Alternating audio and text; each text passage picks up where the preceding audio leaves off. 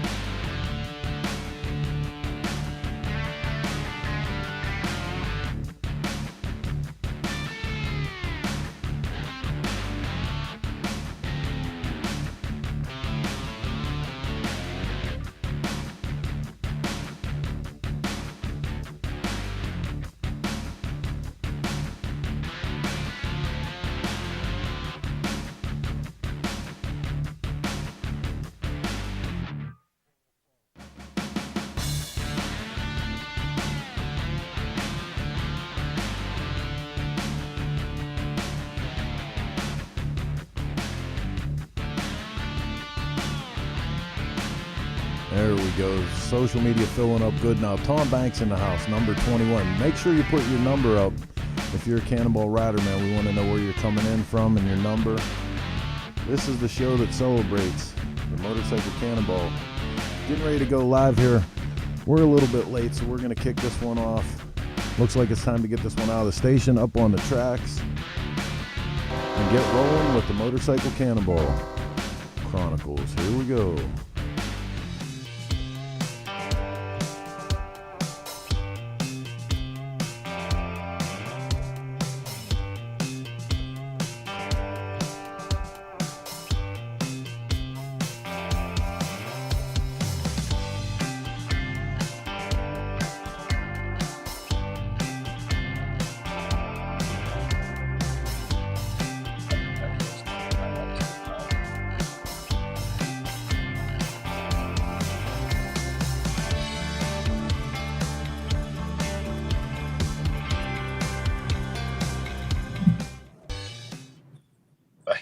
Hey there, Cannonball Nation.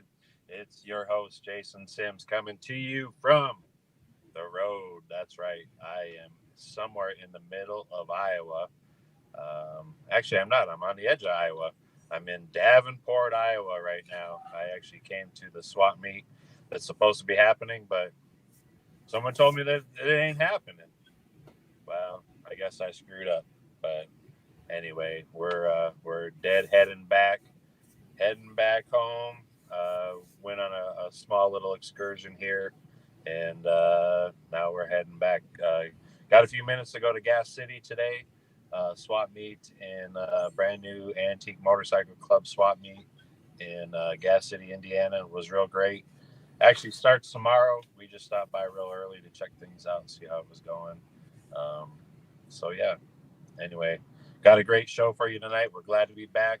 Can you already believe it's September? I can't. Anyway, let me bring on my co-host, Mr. Robbie Nussbaum. Let's see what's happening with you. How you doing there, Jason? What's up? Well, just on the road, checking stuff out, trying to find cool stuff. Did you find anything good? I found a couple little jewels. Yeah. How about this little bad boy? Wow. Oh, yeah. That's pretty nice. Show it again. I like stuff. This is the stuff I like. I like little trinkety, gingerbread pieces for them. For those, motorcycles. yeah, but for the people who don't know what that is, tell them what it is. I know what it is, but tell them what it is. So that's an actual fork brace for a Springer fork. Just kind of like a little stabilizer piece of jewelry, really. I don't know if it serves a purpose or not. But, well, they called it a stabilizer, but I don't know if it actually does anything. Right. So because on a spring fork, there isn't much stabilization going on. I don't think you're going fast enough a lot of times on these machines to right. The stabilization. That's a fact. Right. So just ride along.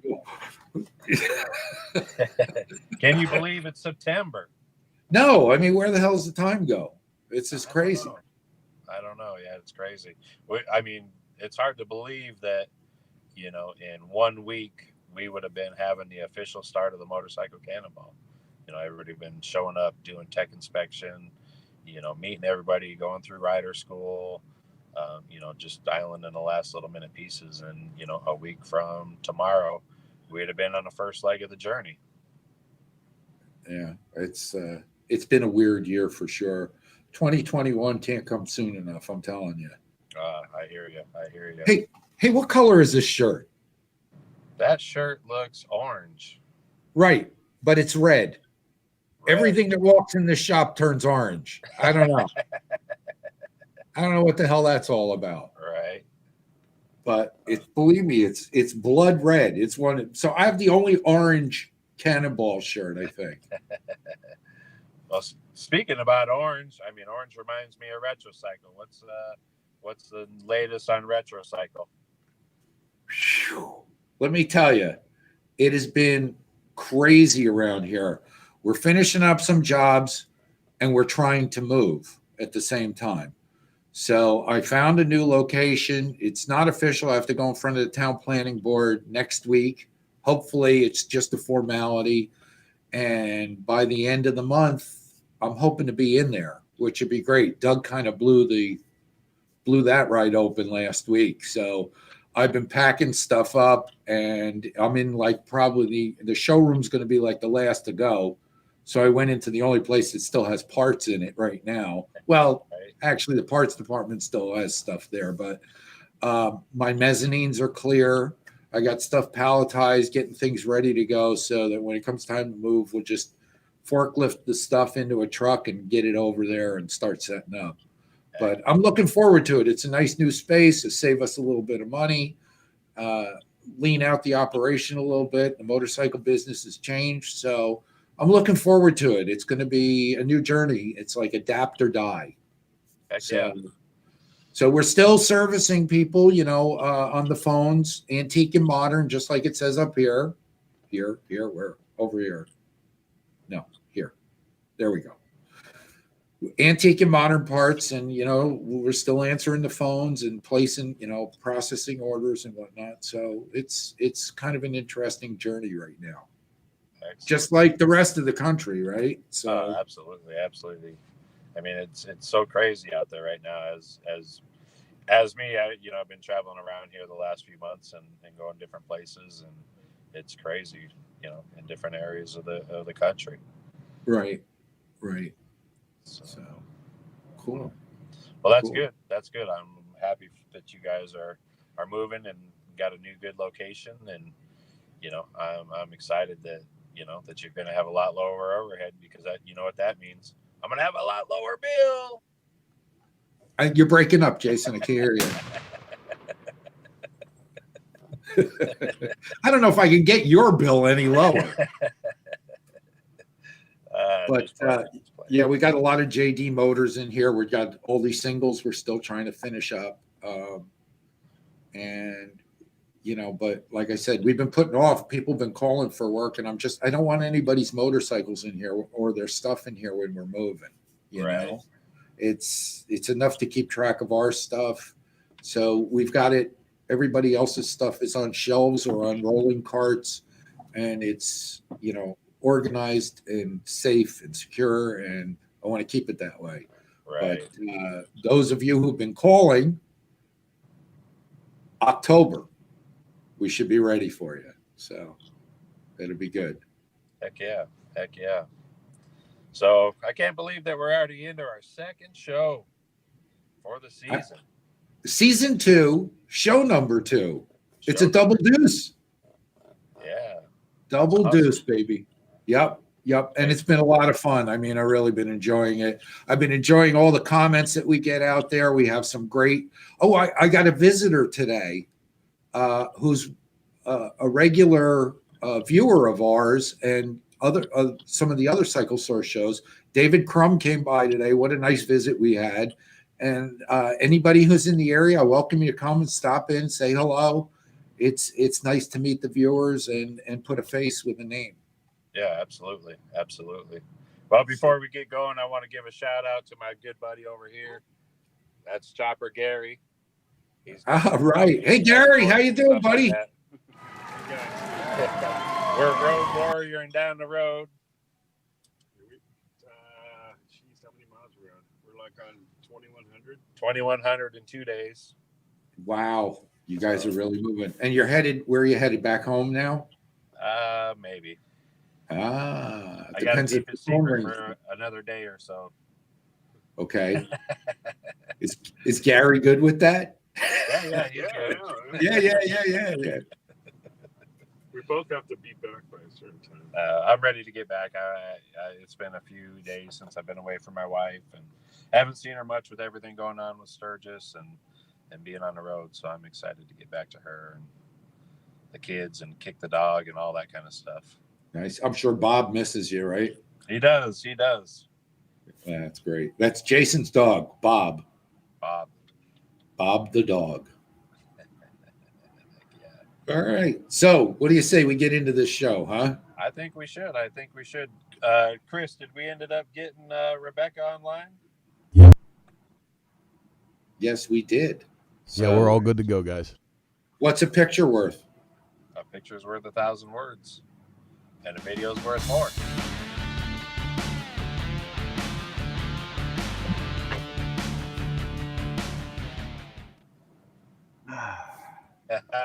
Hey, Rebecca, what's happening? There she is. Hi, Rebecca.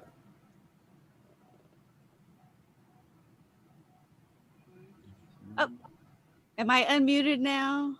Now You you're are. there. You I are. think I am. Wow, with your pretty smile, we didn't need no words anyway. Oh, well, thank you. That kind of helps for the, compensate for the dorky West Texas accent, right? There you go. So, Oh, well, it's excellent. still hot and humid down here in case y'all couldn't tell from my face. My hair is only behaving because it's dirty. So it's the only way I can be on camera is to let it get really dirty so it doesn't go crazy Whoosh. this time of year. But anyway, Heck so yeah. for this episode of A Picture's Worth 1,000 Words, because I don't know, I think we're all kind of in the same boat where we're looking at the calendar going, well, if it hadn't been for COVID, I would be in the middle of working on the bike. So I'm working on my bike anyway, because I always wait to the last second to make sure it'll get me down the road to be there for you guys. But it's all that the preparation and the last minute stuff that we're always doing. So I went back through my 2018 footage and I pulled up some of the shots from the day before. So which is everybody's kind of tweaking their bike and doing last minute things and going through inspections and stopping by and saying hi and looking at each other's bikes and asking questions. And so I just took a little bit of that and kind of put it all together to help us remember, the fun and excitement, and for a few people, maybe some anxiety about getting ready for the Cannonball. Mm-hmm. Nice.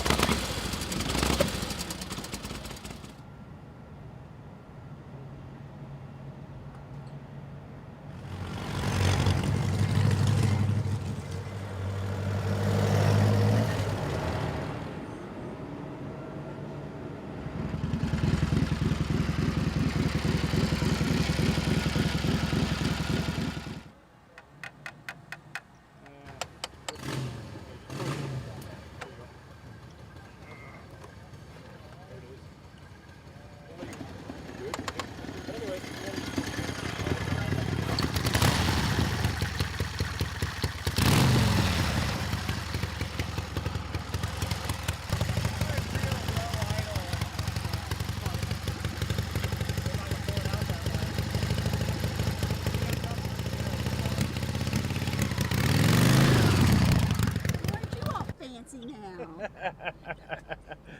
Looks like a semi truck, doesn't it? Yeah.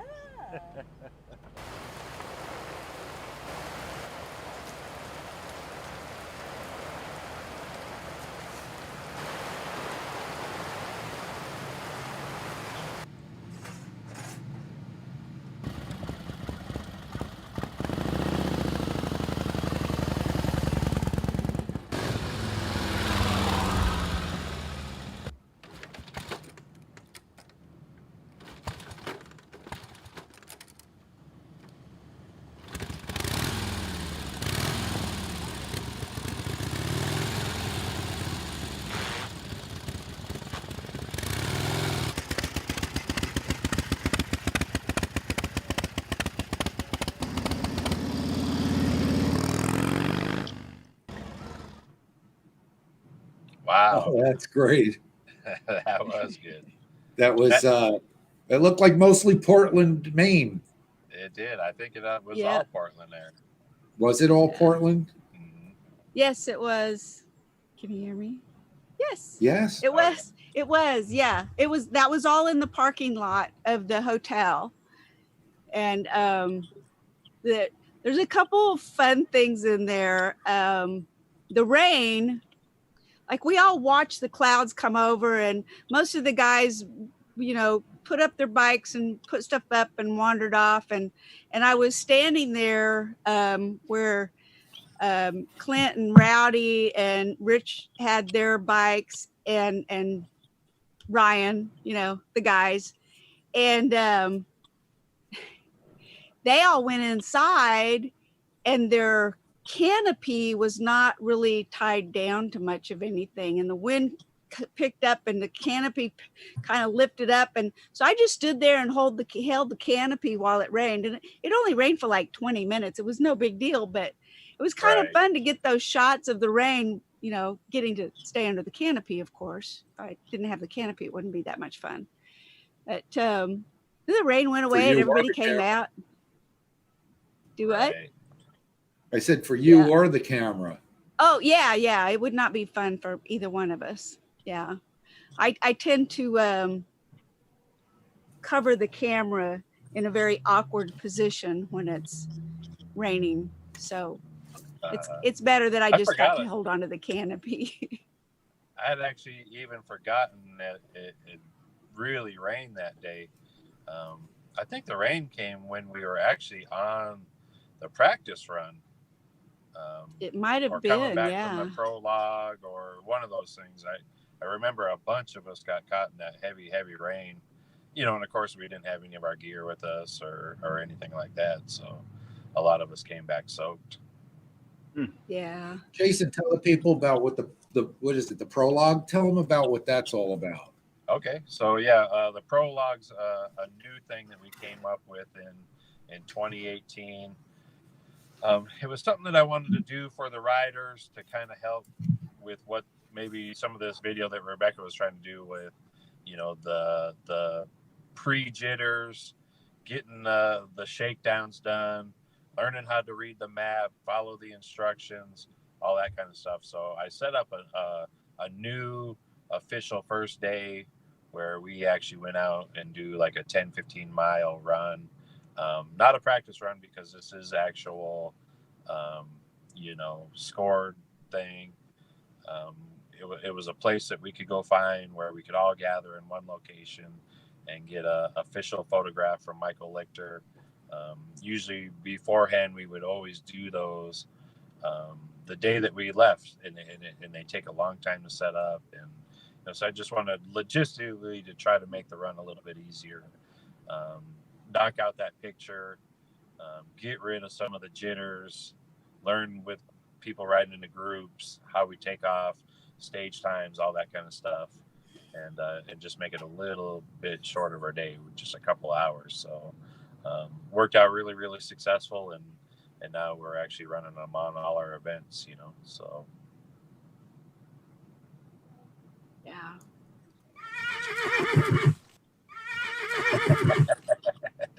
Cowboy Rob.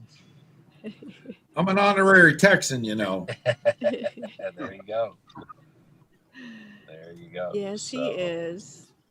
So the prologue is that part of the points? Is it scored as part of the points of the event? It is, yep. So you have to show up. You have to be able to leave on time that day.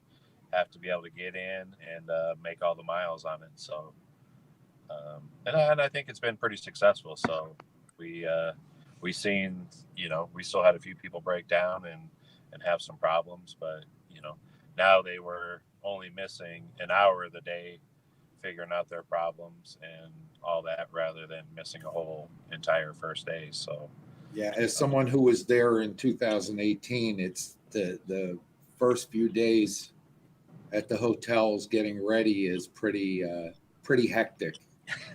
Last minute jitters and last minute checking bikes over or overhauling bikes in the parking lot. So riders second guessing themselves and their builds, and it's that carnival atmosphere. You really see it there, in the beginning, that carnival thing. So absolutely. Yeah. So, but Rebecca, what strikes you about this video in particular? Is there any one thing? I think it brings back a flood of memories for me for that day. I would say if there's one thing in particular in that video where you saw Aaron, of course, we never showed his face, but Aaron kicking over his bike, the red bike, close to the end. That was, he had ridden up to me, and I had never met him before. He rode up to me and he said, Doug said that you do video and I need to talk to you about something really serious. And I said, okay. And he dug in his pocket and he pulled out this little box and opened it up, and it was the engagement ring for Maddie. And he asked me if I would videotape him surprising her at the banquet. And of course I said yes. And then the mom in me is freaking out because he stuck that ring in the box in his pocket and rode off on that bike. And I kept thinking, no, you can't just keep putting it in your pocket the whole trip. But we had some discussions later on down the road, and he did put it up. Nice. And so, yeah, what struck me about that, and for anybody who didn't see Aaron's segment on Cannonball Chronicles, you can go back to YouTube, Google Cannonball Chronicles on the Motorcycle Cannonball page or the Cycle Source page, and look for the episode with Aaron. But what struck me is that was pre-Larry the Lobster. Yes, The it was video pre. that you took. Yes, it was So, pre Larry the Lobster, and I and have I have some footage of Larry the Lobster that's kind of, it needs to be its own little thing. Because I caught Aaron right before he permanently affixed Larry, and then again about the time the Great Stuff spray became part of Larry the Lobster. And I think I have some video of Aaron eating Larry the Lobster before he became a fender ornament. I can't remember. I shot a little bit of the Lobster Fest. I think I got a little bit of that too. So Larry the Lobster gets his own segment, I think. Oh, that's great. So Rebecca, stay with us for a few minutes. I think we got to take a break and talk about somebody's birthday that's coming up, but also a sponsor. You know who that is, Jason? I don't. You don't? Well, it's the only officially endorsed product of the Motorcycle Cannonball. Oh, yeah. Red Fox Jewels. Red Fox Jewels. Who doesn't love Red Fox Jewels? Come on, let's be serious. I was actually hoping I'd get to see him today. I don't know if he's going to be at Gas City or not, but I have something that I need for one of my projects, and I was hoping I'd get to see him and get to pick up some new jewels in person. So he's got some new exciting colors out there, and excited to see him in person. Right, and let me just say happy birthday to Greg Lou. I think maybe tomorrow is officially his birthday, but we won't be on the air. So happy birthday, Greg, and thank you very much for your support here. We appreciate it. But he's got these glass reflectors.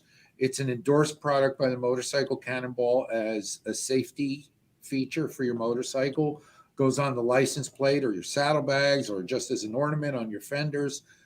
They are real glass jewels made in the Glow Bright tradition. And just a wonderful product, and they come in a multitude of colors to accessorize your bike.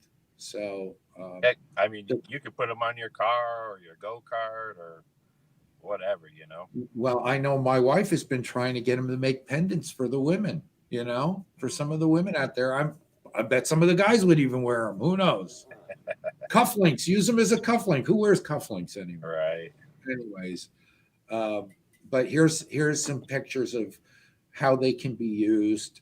It's a wonderful product, and go to Red Fox Enterprises and support our sponsor. He's supporting us, and he's got a great product, and it worked great on your bike.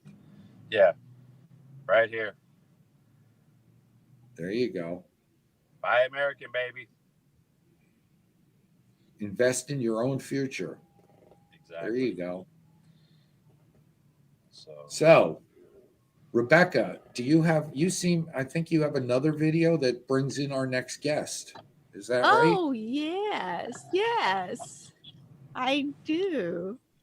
It's at the grand finale, the end of the motorcycle Cannonball in just outside of Portland, Oregon, and I live streamed all the riders coming in, and then wandered around and talked to a few, and I got this one comment from Todd that I just felt like I really needed to share with you guys.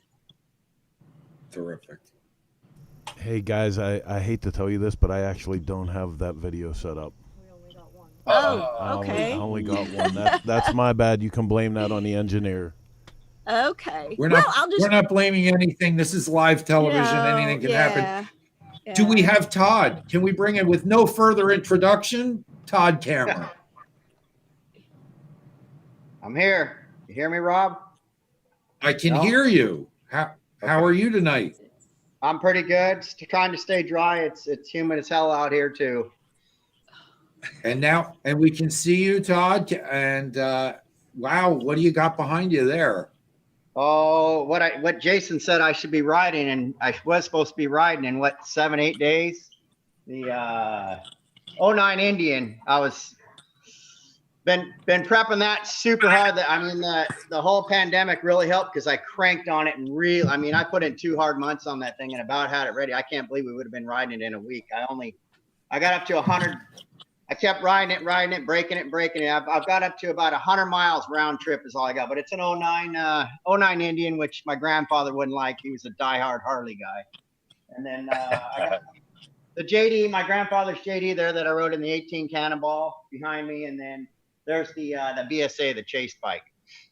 I don't know if you can see them all or not. That's the champion. That's it. That's it. I heard there's some kind of a condition that went with you getting that JD. Is there some kind of story behind that? Oh, there is. Yeah. So my father passed away in 14, which he inherited that my grandfather, JD John, had several JDs, JDHs and all of them. But so my dad had that, and it was a basket case. He couldn't keep it running. My grandfather could keep it running. So I got it. Just after my dad passed away, my mom gave it to me with the condition that I put it back together. It was a total basket case. The engine was in pieces. Put it back together and try to enter it into the Cannonball. So we did that. I did that for my mom. She really wanted to kind of stay with the motorcycle scene and all that, because my dad had taken her on a lot of motorcycle. John, they've been to Sturgis all over the place. So I put that together in 2016, 17, and got it running for the 18 Cannonball and ran it in the Cannonball. That's cool. What year was it? It's like a 28 JD, if I remember right.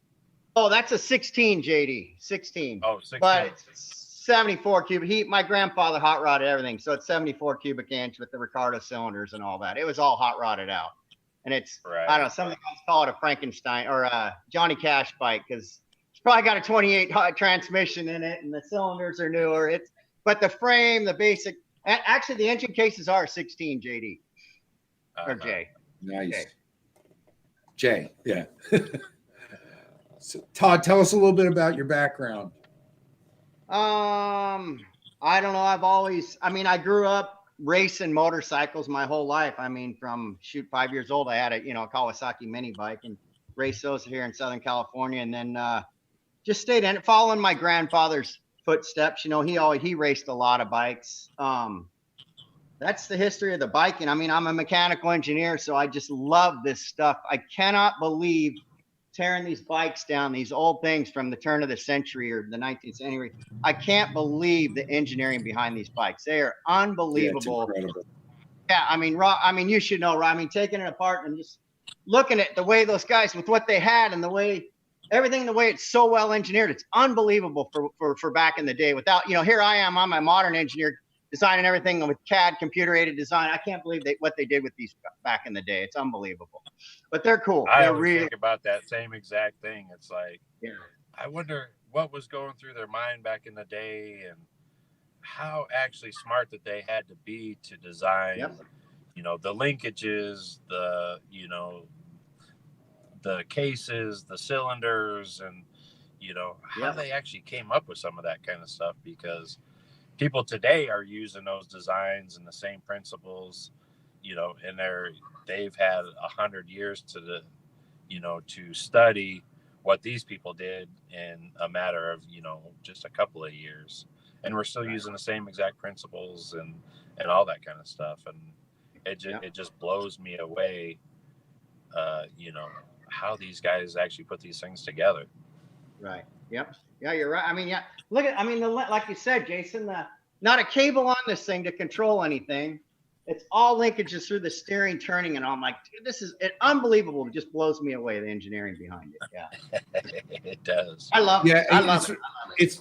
It's really funny. We're working our way back, and we're into singles right now. We're messing around with some singles.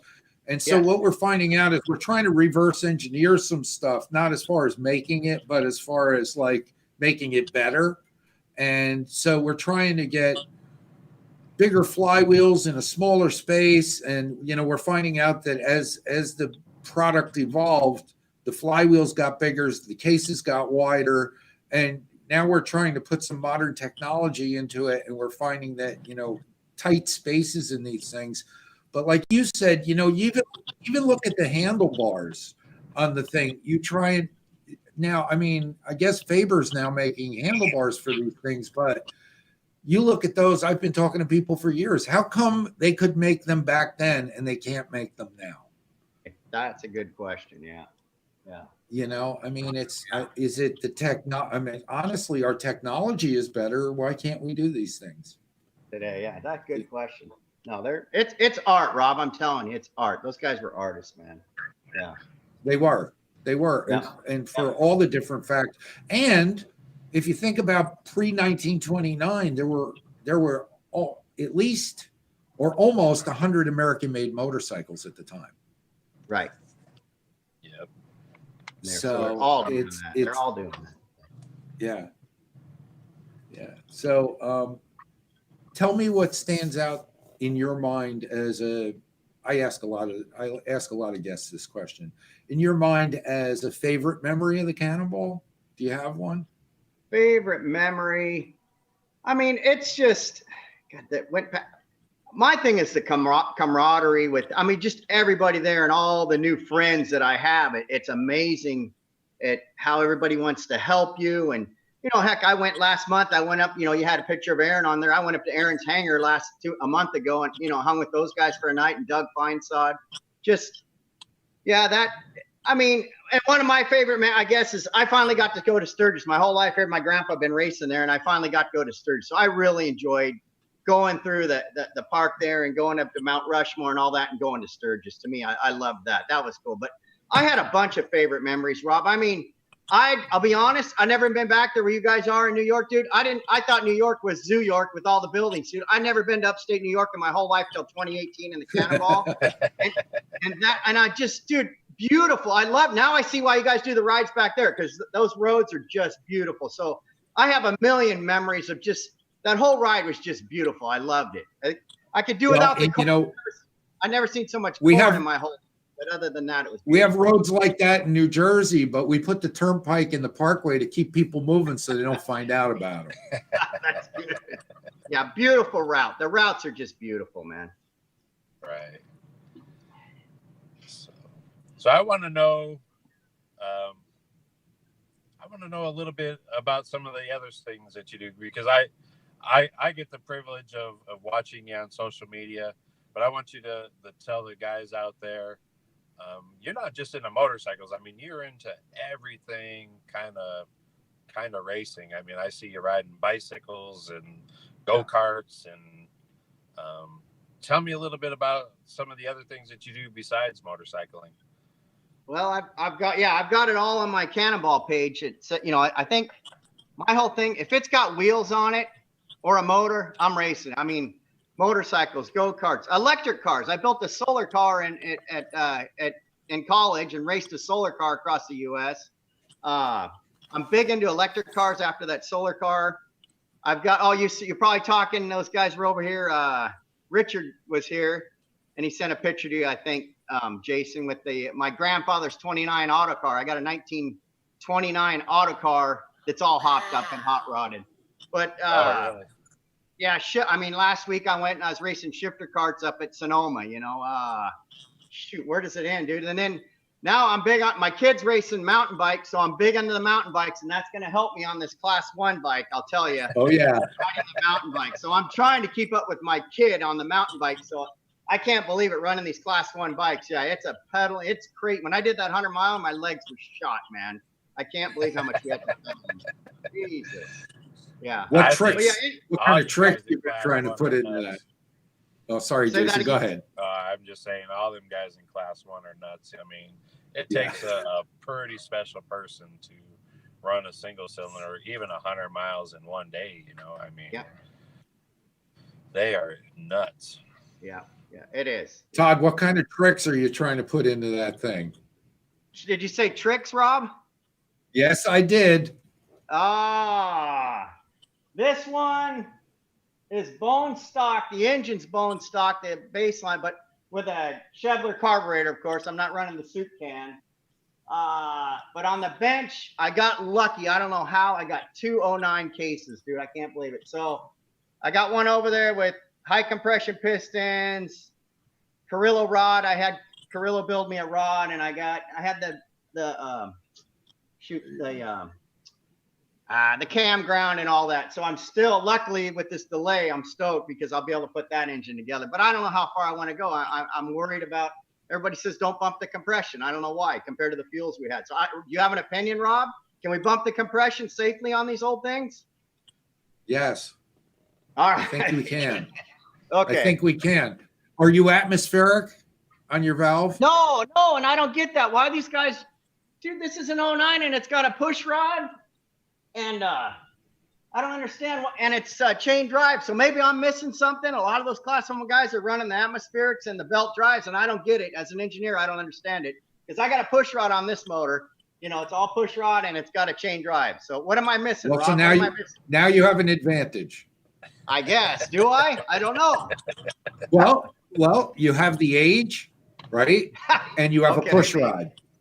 Okay. So you actually have a cam operating a valve instead of the air operating a valve. That's a big difference. Right. So why aren't more Indians in the race? I don't understand why more class 1s aren't the Indians. I don't get it. Have you looked around to try and buy more of those? Oh yeah, don't tell me. Don't tell me. Yeah, this is a miracle. I have this one. Yeah. Right. Yeah. Those things are just unattainium. Yep. That's what I'm finding. Yep. I'm building a lot of parts by hand. Yeah. Keep your top end surfaces good and supported and tight, and you should be all right. Okay. I want to know a little bit about the feeling that you get while you're on that bike. With the miles that you've been kind of putting on it already. Oh, on the Indian, on the class 1, Jason? Yeah. Yeah, I want to know what your how's that thing treating you? Oh man, I know where you're going. Geez, I guess it's treating me. It wanted me to learn what color it really is. And do you see the color? What color do you think that is? Orange. Oh no, yeah, like your shirt, Rob.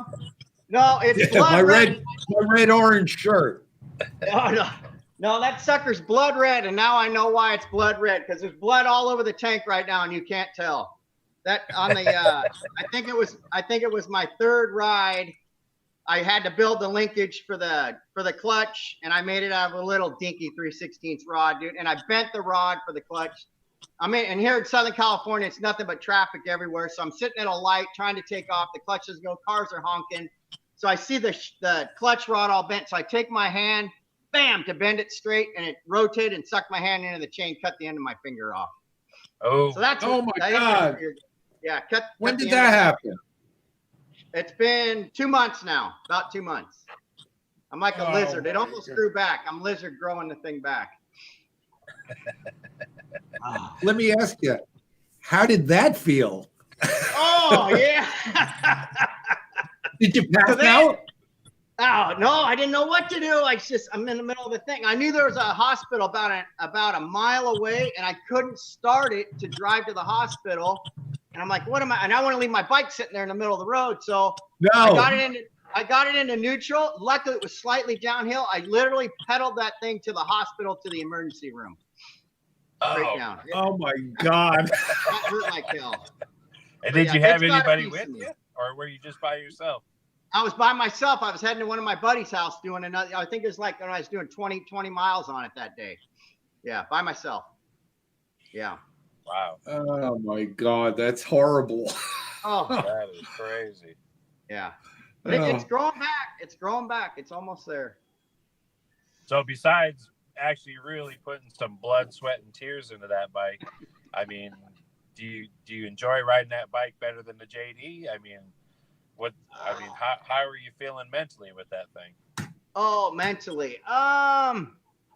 The JD's easy. Just that, what is it, 6-7 years difference? To me, the JD's is a breeze. I mean, it'll go 55. This thing, I'm lucky to hit 40. So it's more of a pain because you're looking over your shoulder and all that, especially in Southern California, because we're in nothing but traffic all the time. So Right. 40 miles an hour top speed if I'm lucky. It's a lot harder. And like you said, every time if you let the motor stall, what you want to do, and your pedal's starting to think you guys can get out there and ride. I can go a mile and then I'm at a red light and I got to pedal start the thing again. So it's tough. It wears you out here. But it's crazy. I mean, it's when my dad always said, miles of smiles, man. People dig that thing, dude. It's crazy. It's crazy. Yeah, absolutely. I bet by the time you're done, though, I mean, you gotta have a little bit of satisfaction on that thing, thinking, "Holy shit! Oh, hell yeah! It's 100 miles today." Right. Yep. No, it's What's that, like 8 hours? It probably was an 8-hour day. You're probably right. Oh, and that was no hills. I don't know. I'm thinking of leaving it stock. I don't know what to do. I saw Tribby had his all padded up. He's like a little girl with his seat, man. So that one's stock. I did the 100-miler. I was okay. I don't know what I'm going to do. I actually wear, because I'm into the bicycle stuff, so I wear the bicycle pants with the gel padding on them. Yeah. And I'm thinking of running in the Cannonball. I think I'm going to run bicycle pants and not wear jeans. Just because. How about doing the David Lloyd trick? You know what the David Lloyd trick is? No, I don't know that one. You mount that in your car, and when you drive your car, that's your seat. That's what David Lloyd did to prepare for the Cannonball. He took his motorcycle seat and mounted it in the car. Just to get used to it. Put miles on it. Okay. Huh. Yeah, we could do that. Huh. Well, if you're into the bicycling, it shouldn't hurt you too much. Right. No, I hope not. Yeah, the 100-miler was okay, but I had bicycle shorts, so yeah, we'll see. Nice. That's crazy. So now that you got an extra year, you said you were thinking about keeping it kind of stock, the bike and everything. Anything else? I mean, just trying to get more miles on the thing, trying to bump up a little bit more power. I mean, what's your plans? Yeah, that's the miles, Jason. I mean, I got to be able to go do a 300-miler without any issues, and just run. That's my plan, is to do that. And I kind of wimped out. You're getting ahead of me because I'm going to put you on the spot. What bike should I be working on? Should I be working on my Chase bike? Because the Chase is before the Cannonball now. So now you really threw me because I'm building a velo set for the Chase. And I don't know when it is. You tell me, June or July, but I got to build a Chase bike before I build a Cannonball bike now. Is that true? Well, yeah. I mean, it's out there. We don't even know exactly what we're doing yet. I mean, this whole thing's throwing us up. Hopefully we'll be able to announce it here real soon.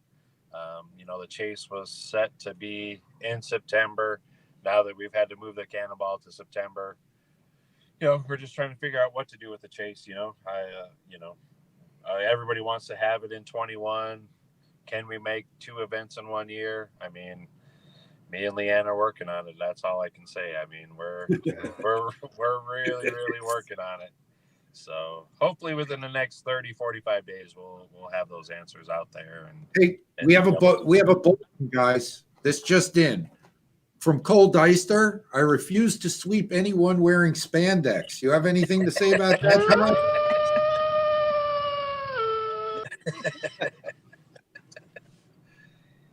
I guess I better not break down then, huh? I'll just keep pedaling and I'll avoid the grim sweeper. I'm bailing, man. Don't stop, Cole. Don't stop. I'll be pedaling. You and Shinya, side by side. That's right. Yep. That's great. That's great. Jason, I hate to interrupt here again, but I think we have a commercial break. Is that right, Chris? Chris Callan?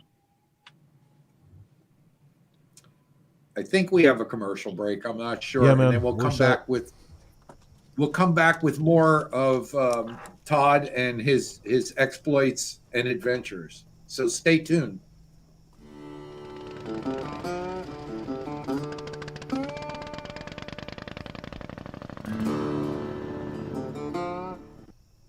Hands. We put hind joints in the hand to allow rotation of the engine, which makes it easier to get it in and out of the frame. With the angle change, we have equal clamping pressure on them. And over here we have what's called the posi lock, which allows this to be locked in place and the engine can't swing from side to side.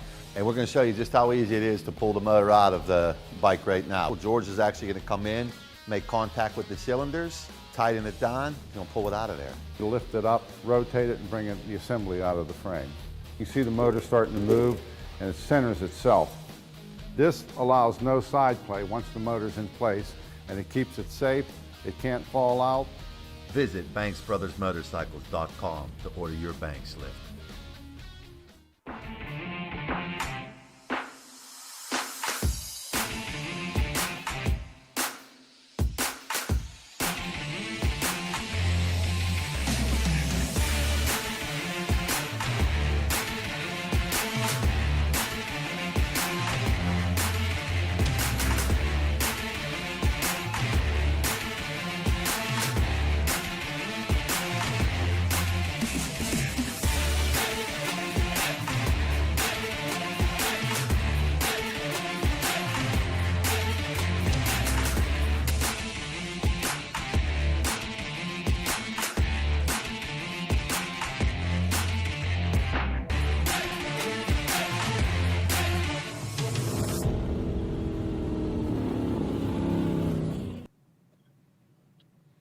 All right, we are back.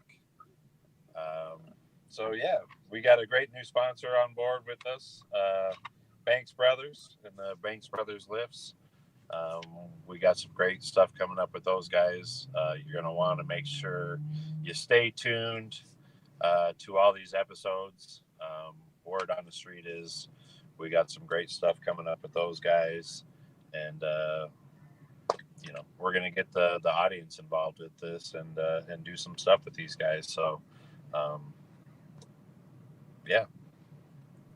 Yeah, and Cannonball participants, both of them. So this will be really, both brothers are involved this year coming up. So it'll be great.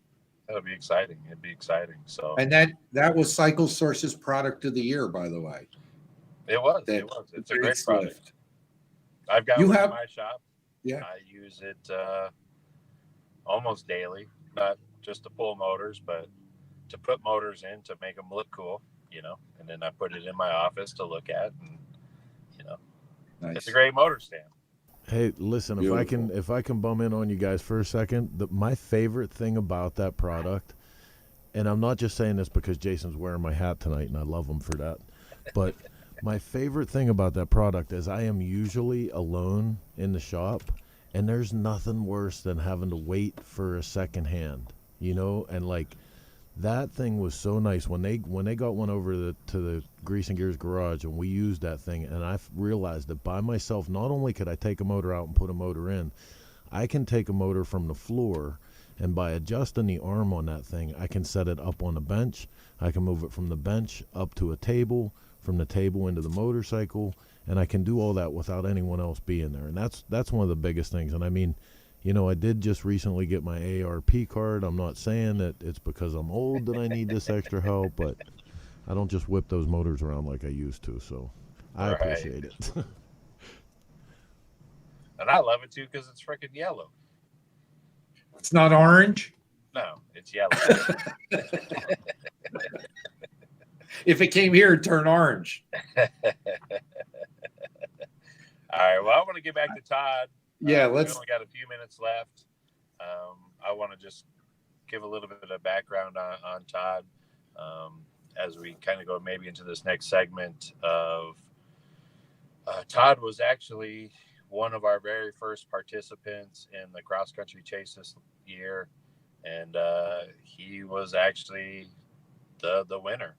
He was crowned the legend of the first annual cross country chase. I mean, this guy is just a beast out there. I mean, he was just very, very disciplined. And I want to kind of talk to him about this little journey. We bring him Todd back. There he is. Hey, Todd. What's happening, Jason? No, not much. So I want to talk a little bit about what happened and what went down last year with the cross country chase. I kind of know a little bit of the backstory, but give these people out here, you know, what kind of bike you rode, when you got it, what you had to do, and a little bit about that. Okay.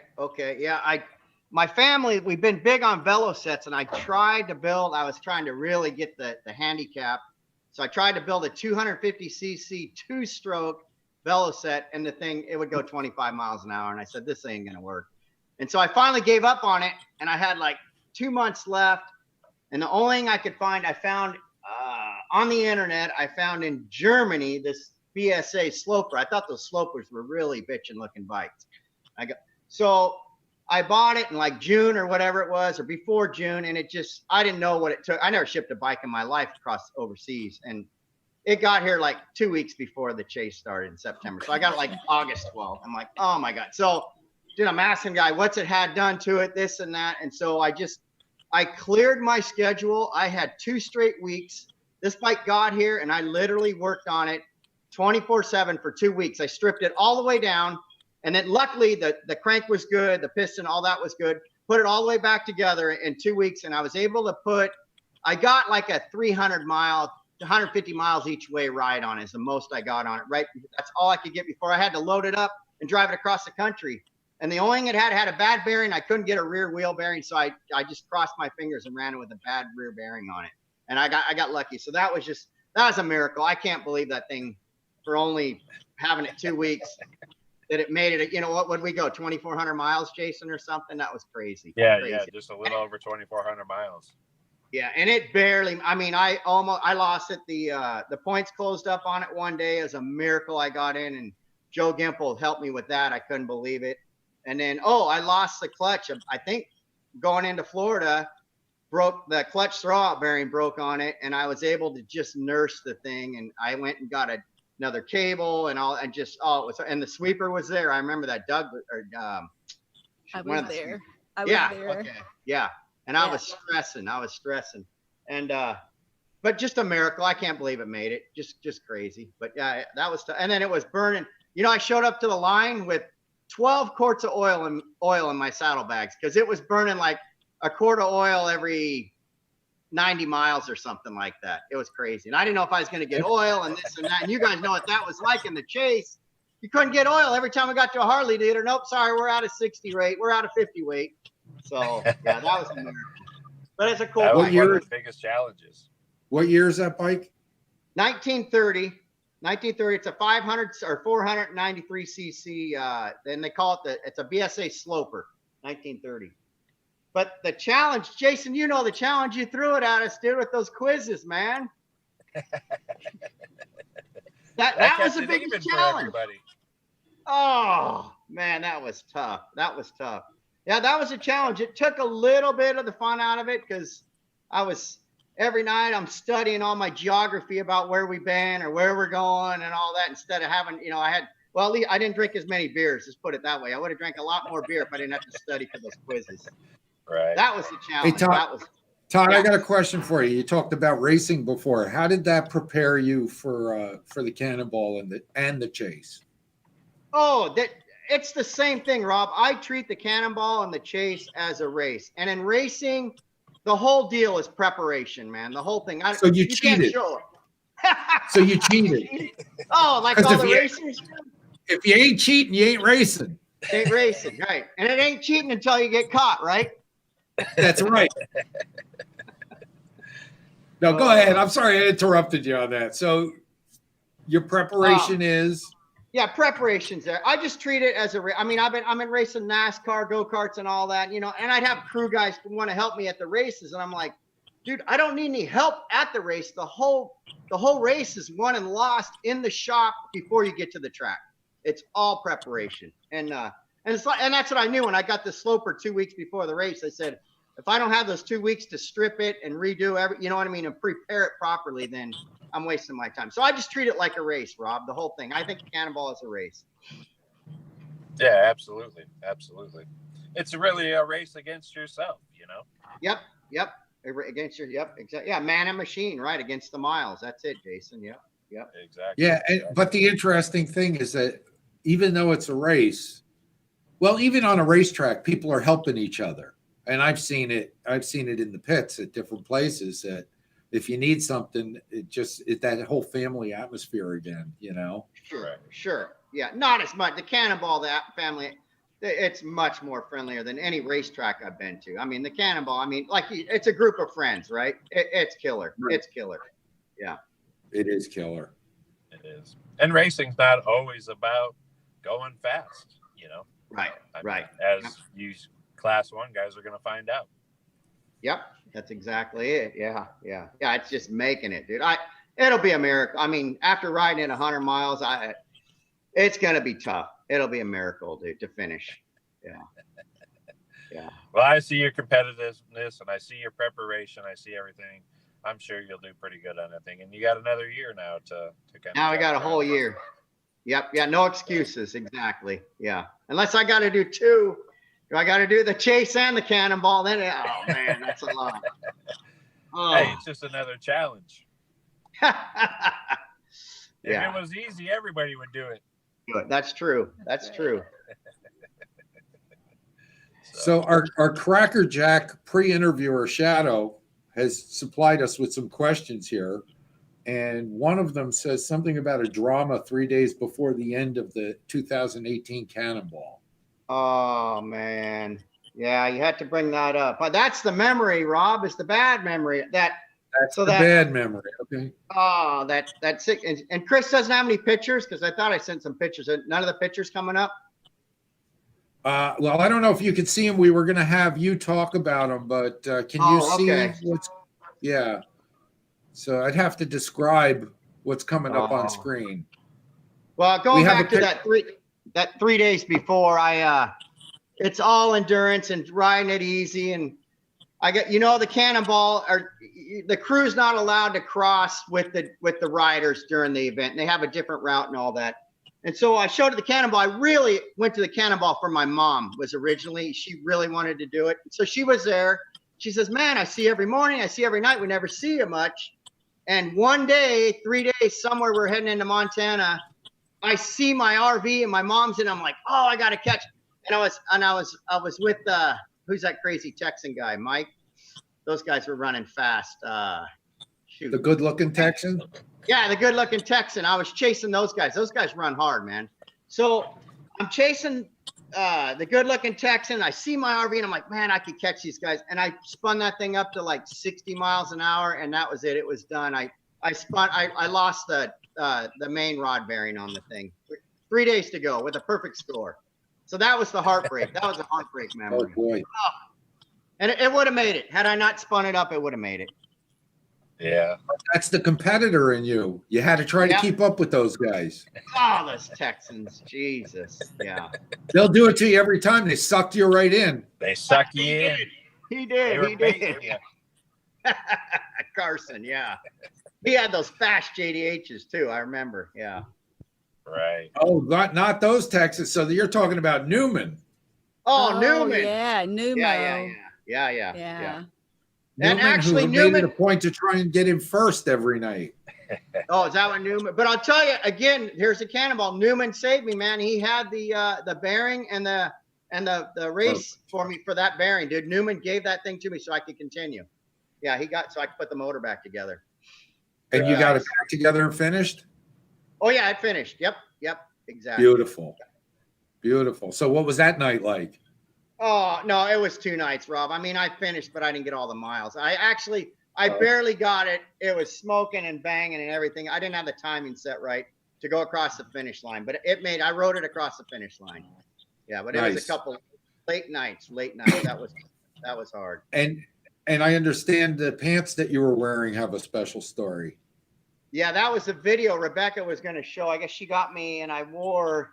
So I don't get that picture. I had my grandfather's leathers from probably the 40s or 50s, and I wore his leathers every day from that were my grandfather's leathers when he was racing that bike. Now, I got to see the video this afternoon. There was a little hole in the back of the leathers, right? Yeah, that's right. He'd probably been down on him a few times, I'm sure. Yeah, there was a hole.